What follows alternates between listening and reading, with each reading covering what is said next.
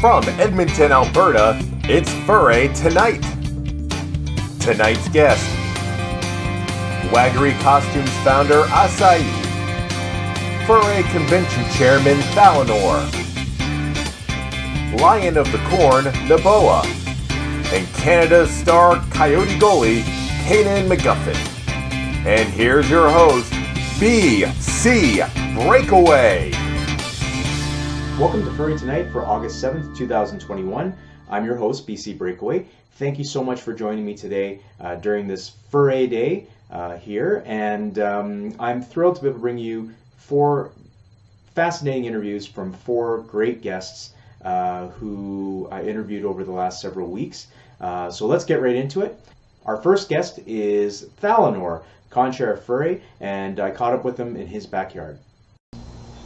All right, I'm sitting here with Thallanor, who is, of course, the Conchair Furry, and he's actually the one who started it all. So I've been interviewed once at Furry, but never here in his backyard. So, hi. Hi. How's it going? Oh, it's fantastic. Is it? Is it? Being able to actually get together is a nice change. Yes. Well, and we're not wearing masks because we actually don't have to. You're fully vaccinated. I'm fully vaccinated. So. Yeah. So, I mean, I didn't shake your hand or anything, but I think we'll be okay with that, right?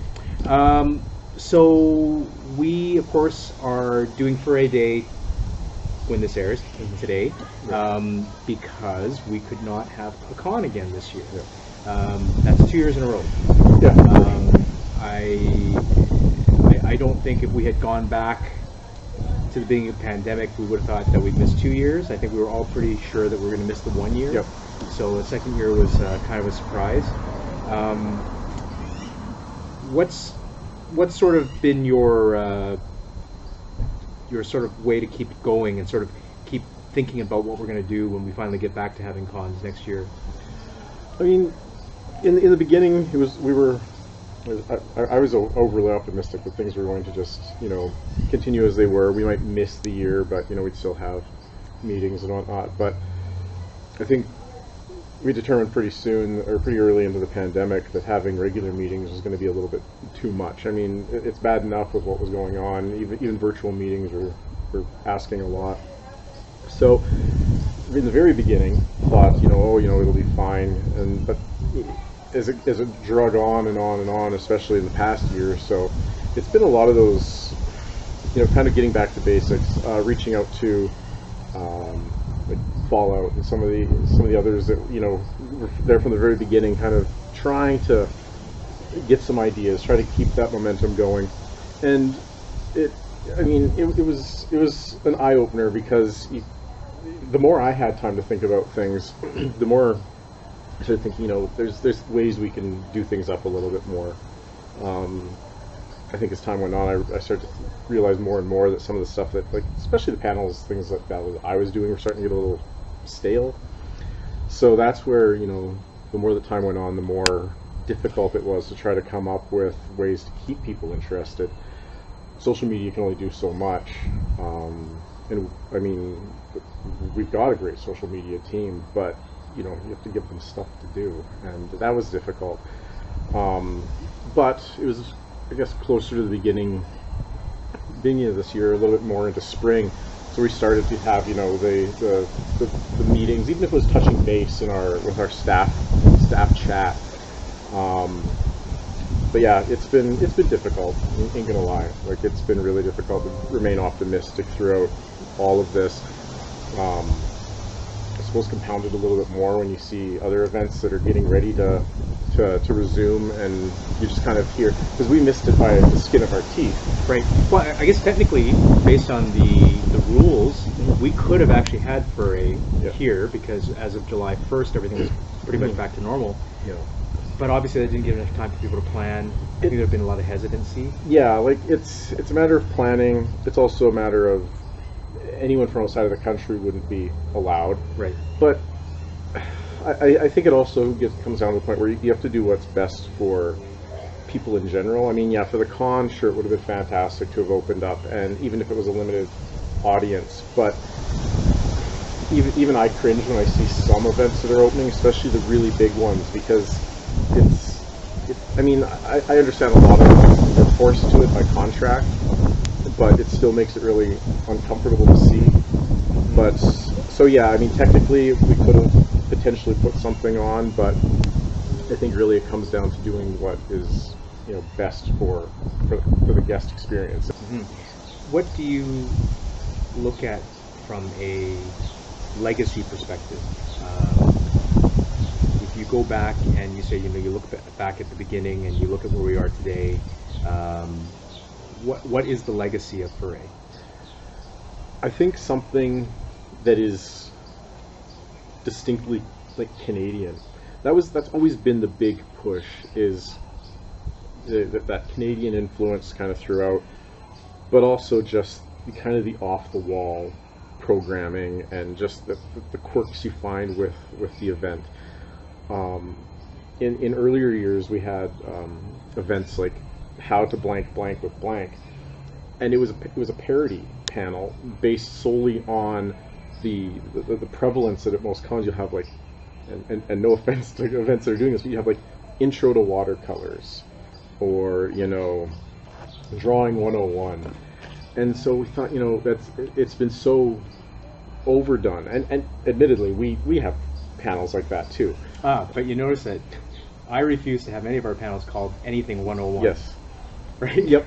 So, yeah. and there's a reason for that, because ultimately we're not in school. Yeah. Right? Yep. And so yeah, it's that kind of that quirkiness to the programming, the heavy emphasis on like Canadiana and things like that I think really kind of set us apart. Even things like the Poutine Social are kind of tongue-in-cheek with that in mind, and also really damn good. But Mm-hmm. but yeah, I think that's really what I hope Furry continues to, you know, kind of emit over the years. Is emit, not omit. Mm. So what's been your favorite theme out of the last so many years that we've done Furry? Well, I mean, I guess each of them have their merits. I'll be the first to admit that I'm not a huge Harry Potter fan, but from a theming perspective, the theming team hit it out of the park. I don't think we've ever had a theme that was executed quite that well, and there's numerous other events that I've gone to where, I mean, while they've all had really good themes, I don't think they've quite captured it quite as well as that. I mean, like the Dealer's Den was incredible, and I think that really surprised a lot of people. And yeah, I mean, and people are still talking about that year to this day. I think that really says a lot. From like the content, like the actual theme itself, it'd kind of be a toss-up between Vegas and Universal Studios, just because I really like I just like that in general. Vegas is somewhere that I had never been until about 5 years ago, and I just kind of enamored with it now. And so yeah, I've been that really made that one fun. I mean, I guess I can think of something that I really liked with every year we've done. Even if you go back to like the Great Canadian Road Trip, it's such a something that if you're from Canada, you're kind of familiar with, because nothing's close to something else. It's always a drive, no matter where you go. But yeah, so I mean, they've all done really well. But yeah, personally, from the content side, I think I'd say either Paz Vegas or Universal. What's the future hold for Furry? What do you want to get out of it? We've already become self-sustaining. That was the biggest thing, because until we achieve that, it's difficult to kind of move forward, and it's difficult to kind of distance oneself from the event, because in the first few years, you know, there was that thought that, you know, yeah, it'd be nice to someday kind of step back, but especially when we were still, like me and Fallout, especially having to invest so much money into it ourselves, we knew that had we done that in the first even 5 years, it probably wouldn't survive another year or two before everything would be exhausted. And so that was the big goal at that point. I think,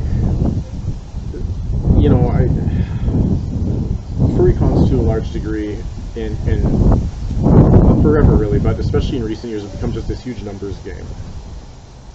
And I appreciate higher attendance numbers insofar as we have a lot to offer. And the more people that we can get to attend, the more get to experience that. And given how unique we are, I think it's worthwhile to be able to give people that kind of event to go to. So, yeah, I'd like to see our numbers go up.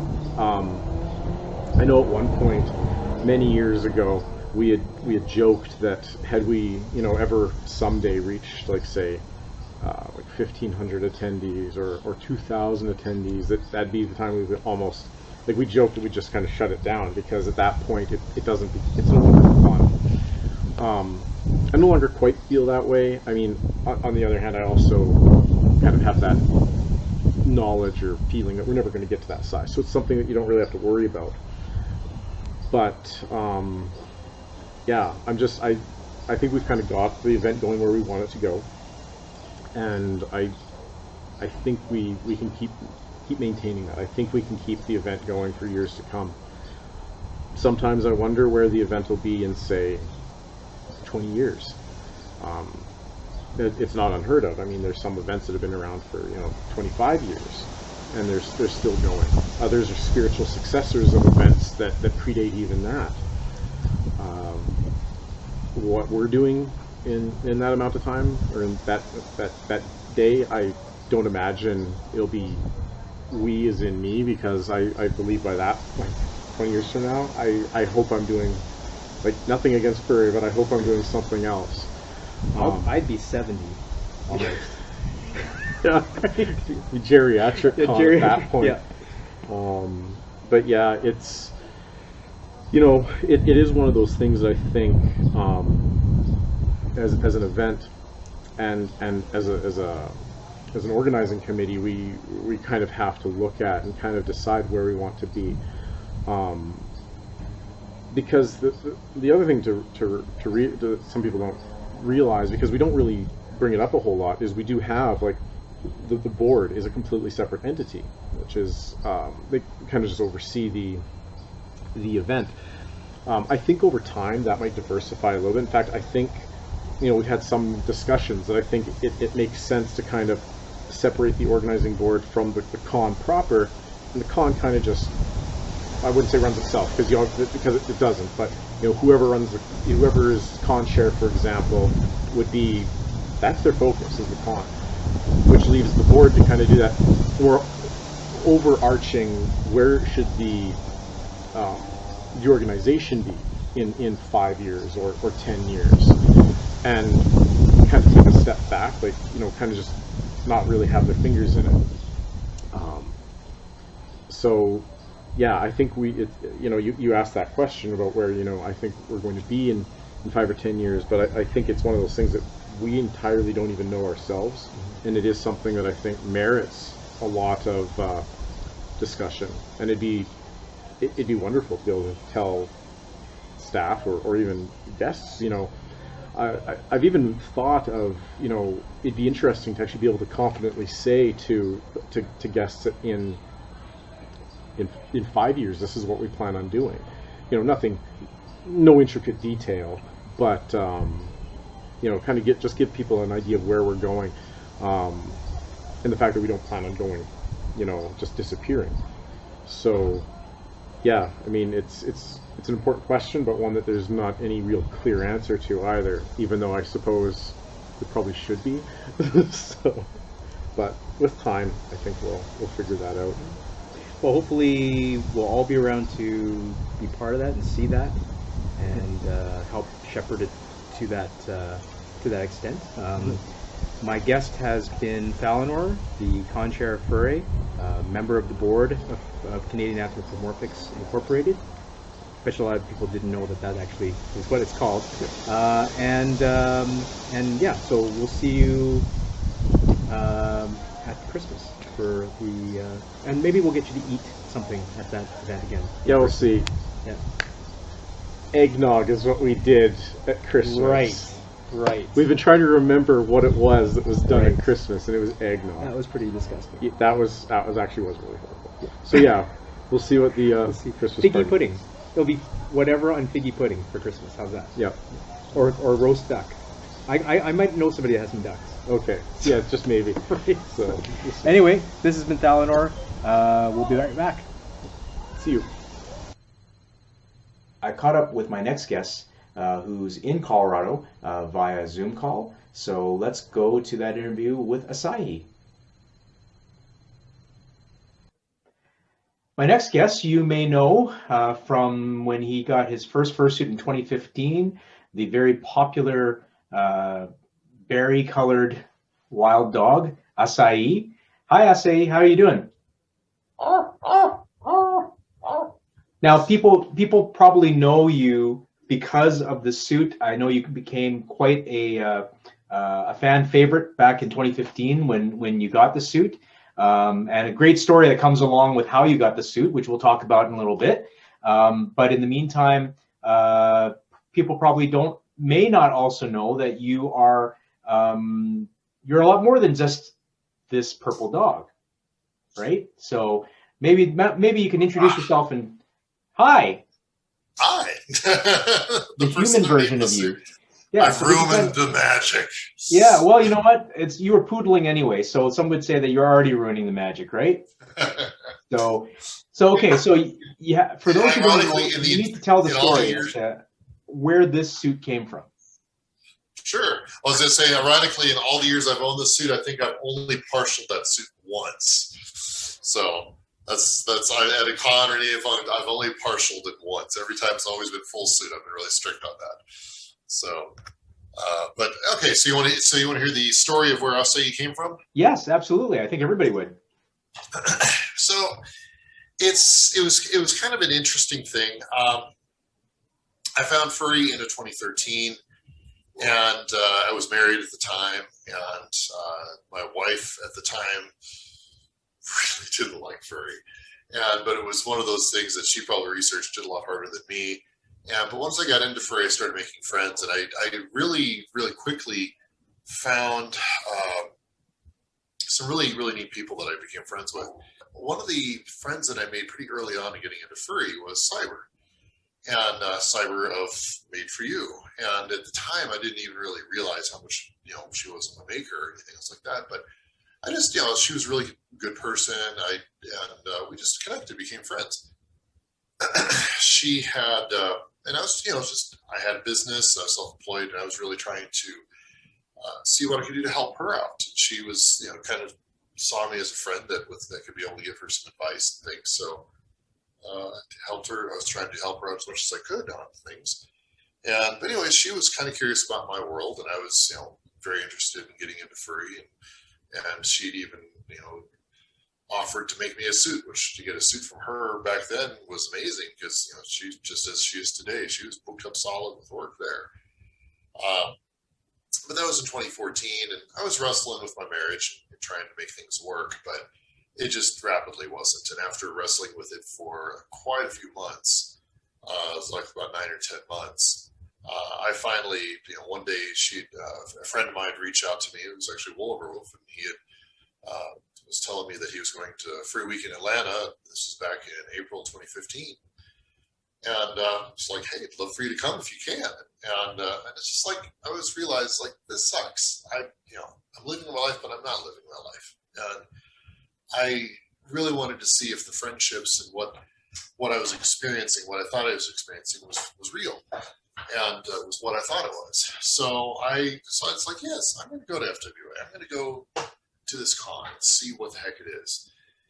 And make sure things are what I thought they are. Well, a couple of days later, of all things, Cyber reached out to me, and she was just checking in on me, seeing how I was doing. And so that was kind of the plan. So she pokes me a week later. It's like, hey, I have an idea for a purple African wild dog. And she sent me over kind of a drawing that she did, which I didn't even realize was essentially a badge, is what she'd made. But it was this sketch for a purple African wild dog named Acai, and I was just looking at it like, oh, this is awesome. I was so excited for it. I was just really, really amazed by it. And so she's like, okay, we'll bring this other suit for you. So I fast forward a couple weeks later, I get to the convention and messages me saying, hey, come up straight up to our room. So, all right, so I go on up there.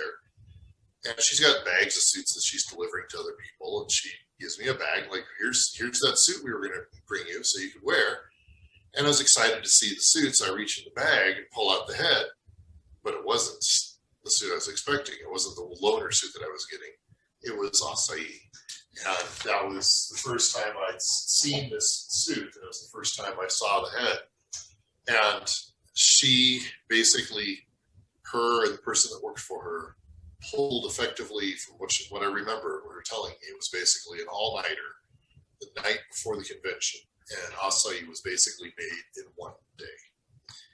And she told me, she's like, I know what's coming in your world. And she knew I was there. She knew exactly why I was there. And it was one of those things that just absolutely brought me to my knees, because I realized, these people were my friends. And, only somebody that's that much of a friend would go to this extent to make something this special, this amazing for me. And that's when I became an incredibly easy decision that I really needed to change my world. And, after that weekend, between receiving the suit and spending time with a friend, Wolver, and it was just absolutely probably one of the best weekends of my entire life. And that's when it became an extremely easy decision of what I needed to do. And yes, it was getting a divorce. It was basically rebooting my life. That's what I did. So was it scary?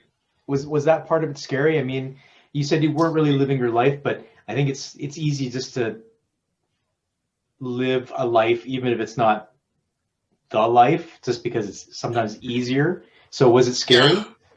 And it is. I mean, it definitely, there was parts of it that was, because it's just like, it's all unknown territory. But at the same time, too, I think I was that kid that grew up in the cardboard box. I didn't know any better. I hadn't been in any of the relationships. I hadn't experienced anything else. So it was just like, I thought what I had in my marriage, I thought that was the norm.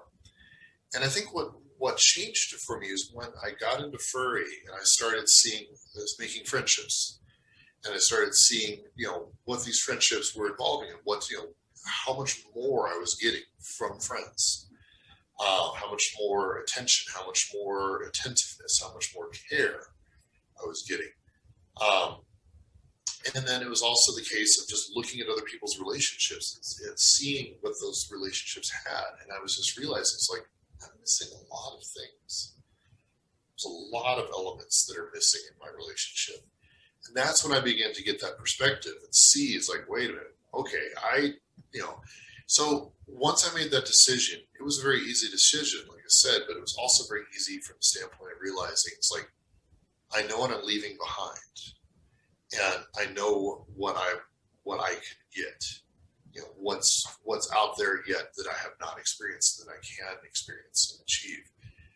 And that took a lot of the scariness out of it. But lots of things for you have changed. I mean, it wasn't just your marriage. I know when we first met each other, you were in a different business than you are now. Quite a different business. Yes. So tell us how that kind of all happened.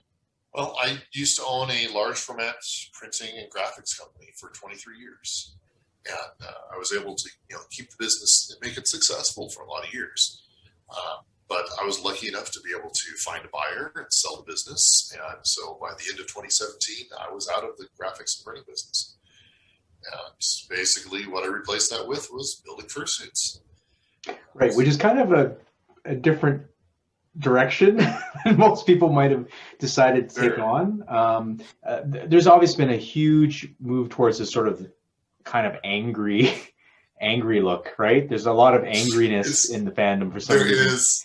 Well, of course, we're also everybody angry. loves But that. but at the same time, if you look at Acai, you look at Stripes. Like we have the more traditional, happy, really wide-eyed, kind of cartoony kind of look, right? What's your favorite expression? Well, it's funny. I actually prefer the happy, toony look. And the thing I'm going to laugh, that I'll say that this blows me away. Angry suits are easy to make. That is really easy. Furrow a brow, it looks good, sold, done. That's easy. Making a suit that is a very happy look, it's not too happy, it's not like bleeding happiness, but it doesn't look like, hey, I'm looped up on drugs happy, or it doesn't look like I'm kind of just like happy but for no reason. Trying to get that genuineness of happy, that's hard. That is actually very hard to achieve, to get strike that right balance in there, and to strike something that's unique. That is actually, I find those to be the more difficult suits to make than the angry suits. So I guess it's good that a lot of clients today want the angry suits because it makes it a little bit easier. It does actually. So for all the brown, it's done. With putting you on the spot, and you don't have to necessarily say this is your favorite, but if you had to pick a suit that you really enjoyed working on, which suit might that be? Gosh, that's a really hard one, because every single suit that I've done kind of brings something to the table.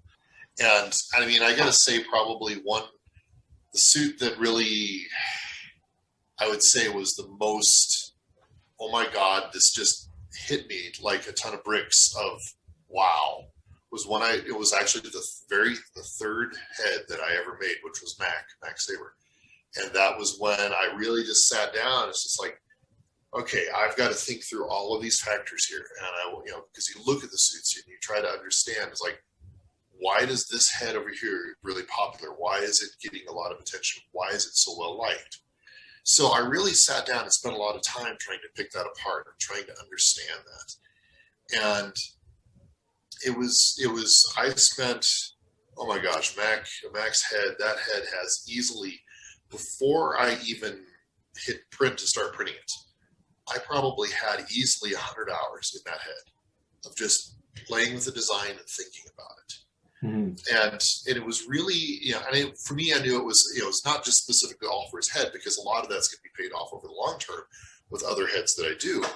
But it was really that scenario that once that head came together and I furred it and I shaved it, it was just like this, wow. I actually practically broke down in tears, because it was just like, holy crap, I nailed it. And I knew it. And it was, it wasn't me like patting myself on the back, but it was one of those things that I looked at it and I realized, like, this is a look that's going to work.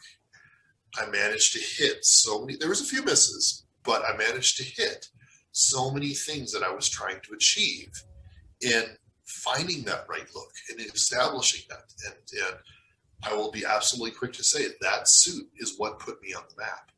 So that suit was probably my, most overwhelming success that got me in front of, caught the eye of so many people.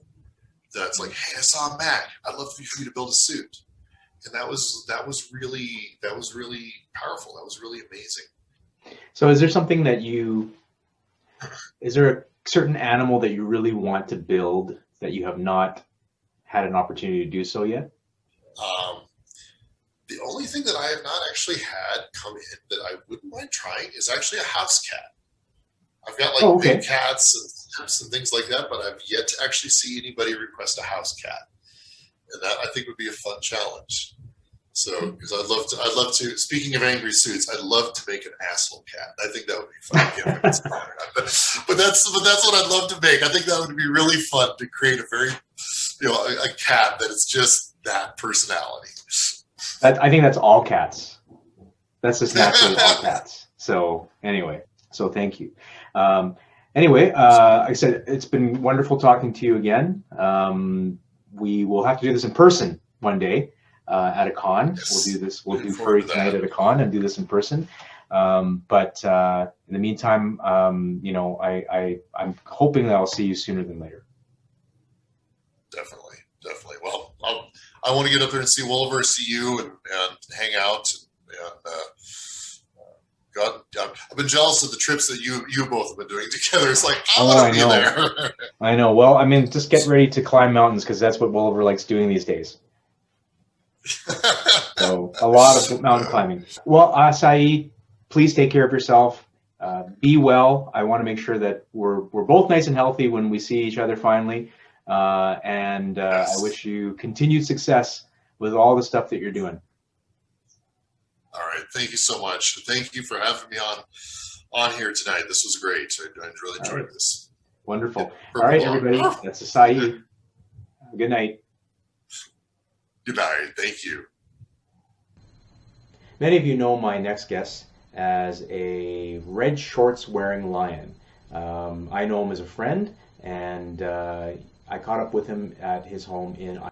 My next guest is a longtime fursuiter, a musician, a performer, an avid golfer. He's a little bit of everything. I want everybody to say hello to Nbowa. Hi. And you know, the amazing thing is that there's still people that say your name wrong. Well, you know, I mean, I've heard Nbowa. That's all fine. You know, I'm used to whatever kind of. So, hey, you lion, hey, you know, that works too. But Nbowa or Nbowa, the preferred pronunciation, I guess, is Nbowa, but either is fine. I never understood the Nbowa one. Yeah, so it goes back to my Lion King days where I was trying to find a name on. I joined this thing called Lion King Muck, and you had to create a character. And so I wanted to be a lion. We're like, well, you can't be a lion. You have to start as like a cub or whatever. But anyway, it's like, create your name. And like, I don't know what sounds good, you know? So I kept tossing names around and I had no idea what to think about. So I consulted like an online Swahili dictionary and started like jamming words together. And it came up with Nbowa, and it just kind of stuck. So that name has been around since 1997.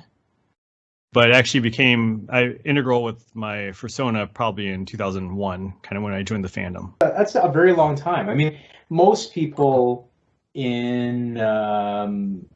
guess most people that have been fursuiting that long, I mean, after a while, it kind of becomes boring, maybe, or it becomes kind of like they move on from that. But I mean, have you found that?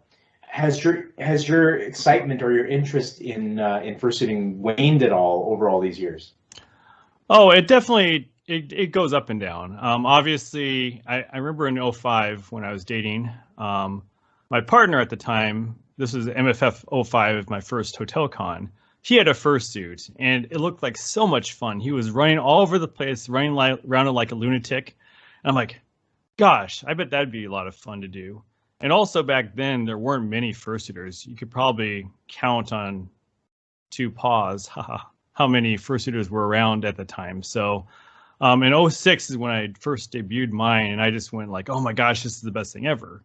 So obviously, over time, yeah, you know, it can get a little old and stale, not from like the fursuit itself, but just the aspect of performing.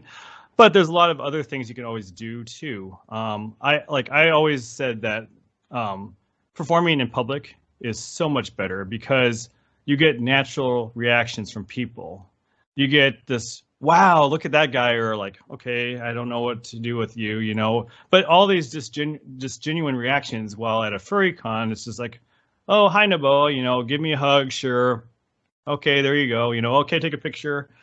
But, you know, it seems it's not quite as genuine as public response. One of the fun things we did, before COVID, was one of my really good friends, Huskoon, would actually organize meets at tailgating at college events, and we'd go out in fursuit as a group. And oh my gosh, as a group, people love us. You know, it's just so different and wild to see. We'd be dressed up as, you know, and we have like jerseys on of the teams. So, you know, it was just a great time, you know, and you could literally walk around for 3 or 4 hours and not even know you did it, because it was just so much fun, and that energy just propels yourself to go forward. So in your case, how are things down where you are as far as how COVID affected your you know, essentially your life? Yeah, last year was really tough on me. Not going to cons, not seeing friends, being basically a shut-in was tough. Thank goodness that my state and my county, we were allowed to like golf. So I played often, but I played more golf last year than I ever have in my life. I mean, that was my kind of my getaway, kind of just to seem somewhat normal. It was interesting, like right away, they're like, oh, you can't share a cart with anyone. Well, if you know that person, you can share a cart, that type of thing. Because no one knew what was going on at that point with COVID and how dangerous it's going to be. But yeah, obviously, fursuiting didn't happen very much. I tried to make for me, making little silly videos and posting them on Twitter, that's kind of how I kept going with it. But, obviously, I didn't put my fursuit on as much during COVID too, because it's kind of just sit around the house, and that doesn't seem, not very fun. But so, having the last year the way it it definitely took a toll on me. I did feel isolated, alone, not being able to travel and see friends, and it's getting better. Obviously, we're having all the restrictions mostly removed here, at least in the U.S. That's been good. Feeling better, having my shots, even going to be able to see my parents again. Like they were basically, I don't want to see anyone until we get shots, So that also took a toll on me. Now you can work from home because of the type of job that you do. I bet you a lot of people don't know what you do. And before you talk a little bit about what it is that you do, I do remember that your office was largely destroyed by a storm, as was your fence, your neighbor's fence, right? Yes. So two things. One is, has that all been fixed up? And the other thing would be, for people that don't know, what do you do? Sure. So yeah, last year we had a massive storm. I live in Cedar Rapids, Iowa, and there's a thing, a fairly rare weather phenomenon came through called a derecho. And this happened to be, I guess they're more common than I thought, because there's at least a couple a year. And it's a long-lived windstorm that goes, I think it has to be 500 miles long, and it has to be winds of 80 miles per hour. They sweep through very fast pace through the Midwest and typically don't hit very many large cities. Well, it was weird because the winds just started coming and they kept going and going and going for 30 some minutes. And we actually had sustained winds of 140 miles an hour at one point. So it's like a Cat 4 hurricane, just straight line winds. And after it was said and done, no place in town had power. And so I work as a utility engineer. I'm a power engineer at my local utility. And I'm like, this is bad. So I go in the office and I can't even hardly drive into the office because there's just debris everywhere. It looks like a bomb went off. It was that bad. They're basically at the entrance to the driveway. They're turning people away. It's like, you can't come in here. And then they saw me and they said, oh, okay, yeah, he's good, sheltered me in. We actually didn't have power at our office either. And we actually had a gas leak, so we had to evacuate, which is crazy to think about. But since we have gas technicians, that was quickly rectified, and we're able to get the generator on. And so we had basically 2 full weeks of repairs just to get like 98% of the customers back on. It was that bad. At the start of the outage, we had 0% of customers. We had lost power to every customer in town except for the ones that had generators. So in my role, I actually went to school as a degree electrical engineer. I also have my professional engineering license, and I emphasized in power systems. So my job basically is to look at the system. What can we do? Basically, look at the reliability of the system. How do you make it better?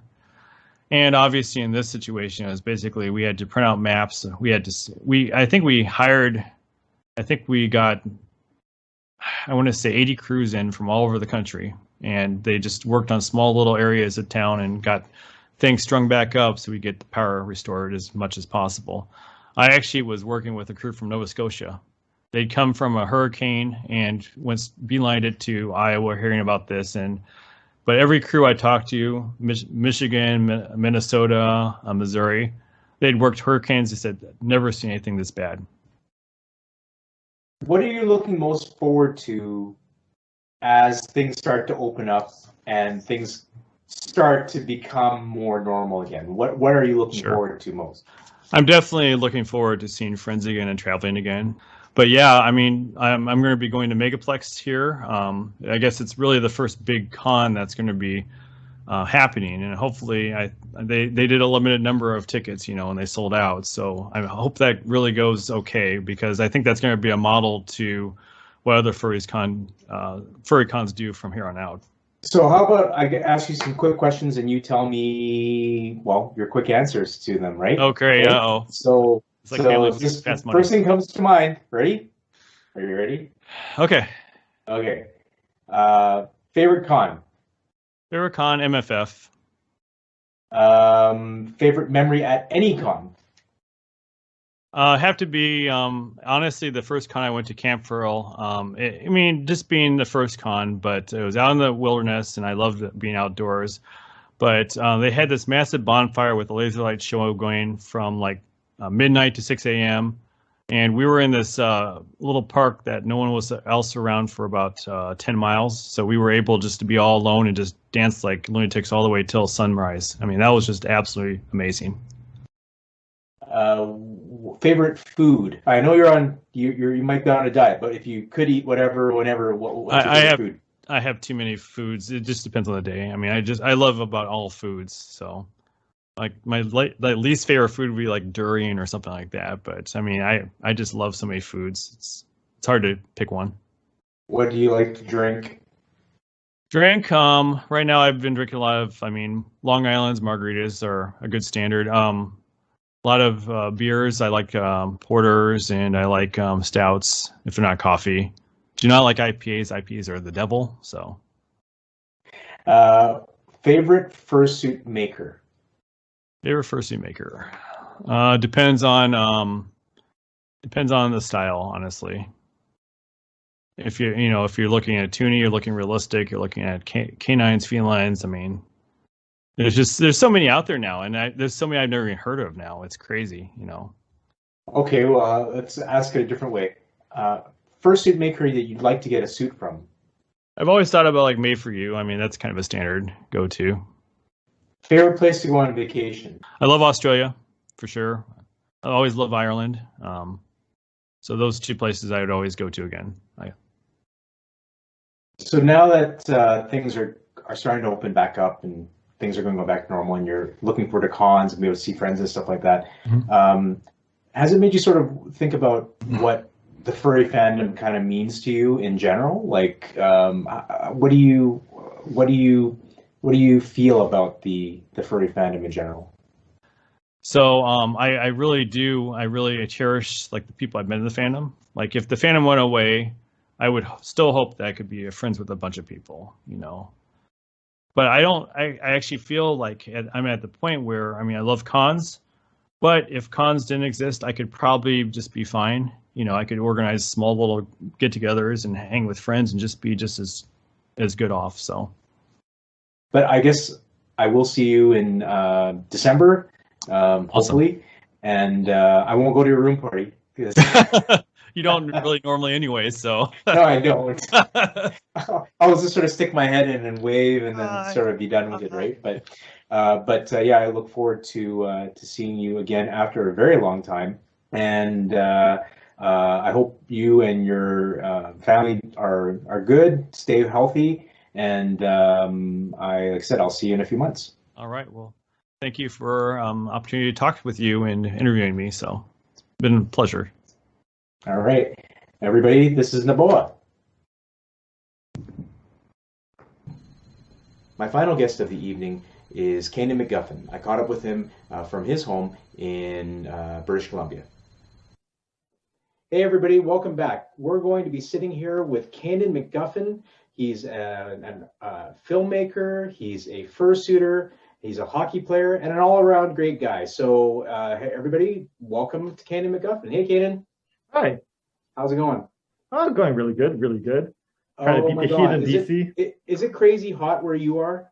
At the moment, no. We're actually getting like decent temperatures, but it's going to be going up in the next few days. Well, I hope you have air conditioning. Oh, thank God. Yes, I do. I have central air. Oh, do you? Yes. Oh, lucky you. I just have air conditioning in my bedroom, so at least I can sleep. But I can also hide in the basement because it's nice and cool down there always. So it's not so bad. Enough about the weather. I guess let's talk a little bit about some of the stuff that you do. So I mentioned that you were a filmmaker right off the top, and that's got to be something that you're doing a lot of over the last few years to sort of really get going into that. Tell me more about what you're doing for filmmaking, or how did you get into it? Well, I first got into filmmaking, like serious filmmaking, during the time when Furry did Universal Studios. And you guys had that contest to do the movie trailer, right? So I did that, and I just got hooked with making movies. So I created like a whole bunch of movies, like from there, like an unboxing video, like a mask reveal. Then I started touching more into like more serious stories, like bigger stories. So I did that Furry movie, and that was a fun experience. But my first real serious short film was for an event called Furry Film Fest. And for that, I created a short film called Self-Help, which won a few awards. And then the following year, I did another short film called The Magician's Mantle. And again, I won more awards with that. For these awards, like who's giving them out? Like what are these awards? For Furry Film Fest, they have about 4 to 5 categories. For the first year they did, there was Best Character, which is one of the ones I won. There was Best Story, which I also won. And then there was Best, I think it was like Presentation or Artistic thing. And Best Film, just overall Best Film. So I won Best Story and Best Character for my Self-Help. And for the second festival, I won those same awards. So I kind of did like back to back. As far as the judging goes, it was like the one who organized the Furry Film Fest, which is Corona Wolf. And the judges were Ash Coyote, well known for the fandom, Majira Strawberry, best known on YouTube, and a furry by the name of Keatlock, who's a Twitch streamer. When you look back on that Furry video, the one that you did for Universal Studios, you said that kind of got you going on this whole road, right? Do you look back on it and think, what was I doing? Or you know, if you had to do it over again, would you do some things differently? Just considering what you had to work with at the time. Oh, definitely. I mean, like, I've come a long way with my filmmaking since then. The trailer was one thing. The Furry movie I created for you guys, that's a very interesting story because I went to the convention not having any kind of script or idea of what I was going to do. I had a panel at Furry to get people to kind of film themselves doing movie scenes, and I was originally intending just to cut a movie with just all the panelists in front of the green screen, and I was just going to put a scene behind them. But then I thought, I'm just going to film a whole bunch of extra footage everywhere. And then when I got home, I started piecing together and thinking, I can make a story out of this somehow. So I edited scenes together, and I got my friends to start doing voice acting. And then things just started coming together. So for that project, I made the Furry movie kind of backwards. I filmed things first, and then I created the story to go with that. Let's talk about the parade. Yeah. So I had this harebrained scheme, as you might remember, saying, hey, I want to do a virtual parade, but I want to do it like an actual parade, like with floats and stuff like that. And I think that was about the extent of the idea, the germination of the idea in my mind. And I remember coming to you with it and basically saying, you know, this is what I want to do. Am I crazy? And even though the answer is yes, you actually came up with an ingenious way of doing this. And I think, I mean, we owe a lot to that creativity as far as getting that parade going, that made it what it was. I mean, I still think it's unique in the furry fandom as far as a parade that is actually on floats. Oh, definitely. I mean, you should give yourself some credit too. You're the one that actually came up with the idea of the shoebox floats. I just kind of took that idea and I created like all these different like kind of test videos just to kind of prove out like, okay, I green screen myself in lots of situations, and I put myself on this really lame, just a shoebox box, and having just this lame like motions and movements here and there. We also like did like one thing where we had the idea of maybe like fursuiters could be like float balloons. So we had that one video of me just kind of floating in the sky. Right. And that's one idea that kind of ended up in the cutting room floor, because we didn't really have anyone to kind of submit videos in that way. But we did have, do you remember we had one person like in the like, end credits somewhere where they were kind of floating in the sky? Yes, we did that. I mean, the whole idea was just something that was kind of ridiculous, right? I mean, it's kind of, now that you've worked with me on some stuff, you kind of know that my brain works that way, where I have this idea and I can't make it not happen, so I have to find some way to do it. And fortunately, you were able to come up with a brilliant way of doing it. And can you tell us a little bit about what you're doing for this year's parade video?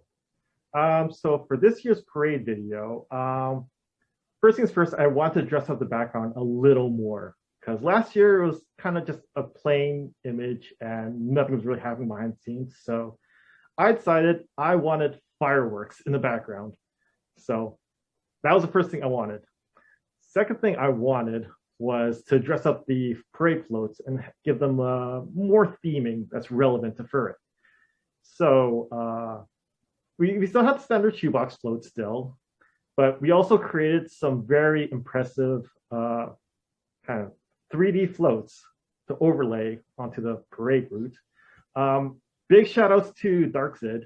He's the guy that definitely helped me like realize this crazy idea. Because you give me a crazy idea, then I get a crazy idea, and I have to pass that along to someone else who can implement this crazy idea. Right. Because creating a 3D model is a little beyond the scope of what I'm able to do. So I'm glad I have a friend who's able to kind of realize that idea for us. We have a bit of a clip of just some of the test footage. So let's take a look.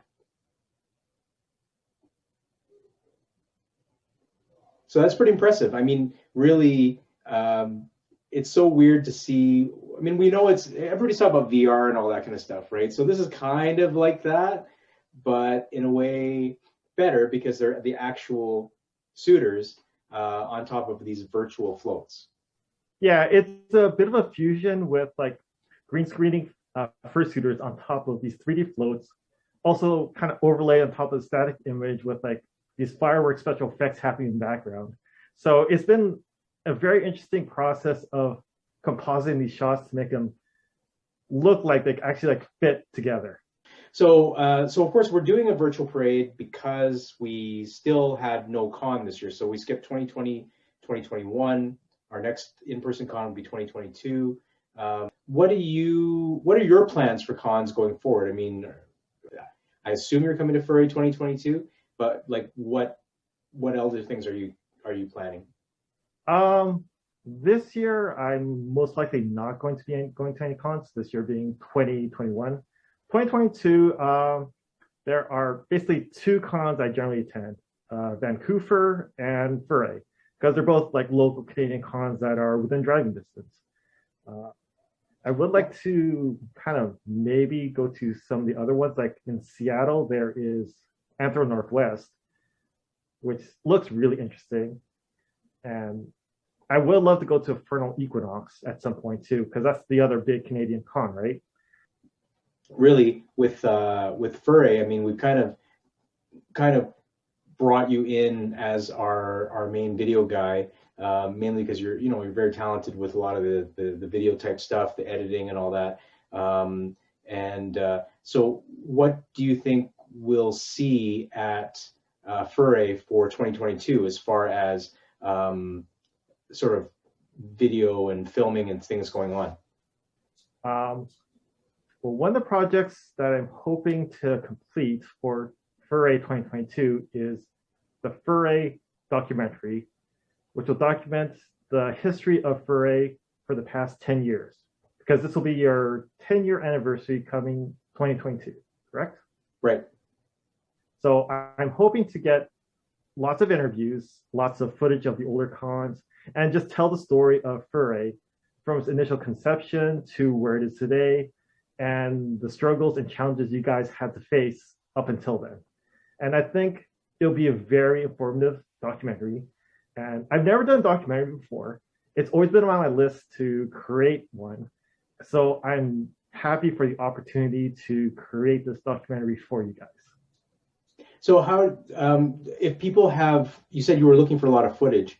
If people have footage, pictures, memorabilia, Yes. whatever it is related to the past furries, is that something that you might want to hear from people to get some of that footage? Oh, definitely. I'm calling out to everyone who's ever attended Furry to provide me any kind of video, photography, memorabilia. Even if you want to be interviewed, I'm always willing to interview people, because some people might have some very interesting stories, and I just want to collect as much of Furry's history as possible and kind of put it together and create something to kind of show off Furry's history and legacy. So if people want to reach out to you to provide you with some footage or some images or whatever, how do they get a hold of you? The best way to share footage with me and get in touch with me is to email me at kainenmcguffin@gmail.com. I am also on Telegram as Kanan McGuffin, and I'm also on Twitter as Cainen McGuffin. Do you have any advice for budding creatives, whether it's filmmaking, artists, whatever? Do you have any advice for them? My advice would be that it's very easy to get discouraged and compare your work to some of the great filmmakers or artists out there.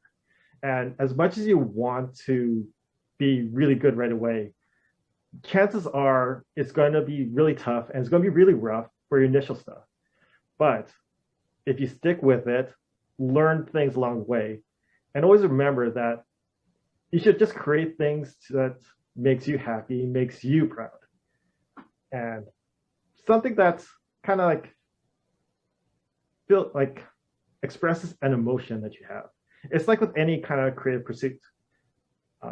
You have something inside you that you want to express, and the medium can change. It could be filmmaking, could be art, could be music, and it might not always look how you imagine it, but you should just keep at it, keep learning new things, keep trying, and keep building on everything that you've done up until that point. And thank you for all your work for Furry. And don't worry, we got more work for you, so there'll be more for you. I look forward to whatever you have for me. Perfect. All right, it's Kanan McGuffin, everybody. Bye, everyone. We'll be back after this. Well, that about does it for this edition of Furry Tonight here on this Furry Day 2021.